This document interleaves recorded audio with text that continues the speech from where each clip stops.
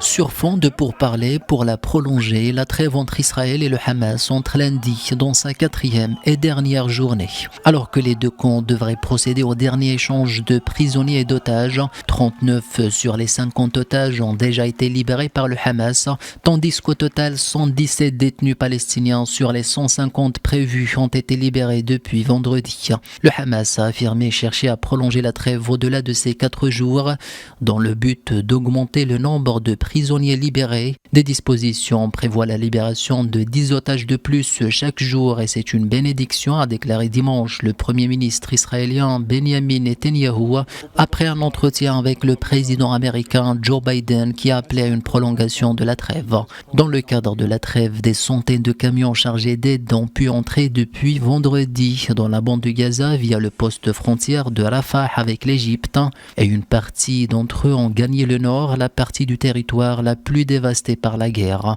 Au total, 248 camions d'aide humanitaire sont déjà arrivés à Gaza selon l'ONU, dont 61 véhicules qui ont acheminé du matériel médical, de la nourriture et de l'eau dans le nord du territoire. Sur le terrain, la situation humanitaire reste dangereuse et les besoins sans précédent, a estimé dimanche l'agence de l'ONU pour les réfugiés palestiniens.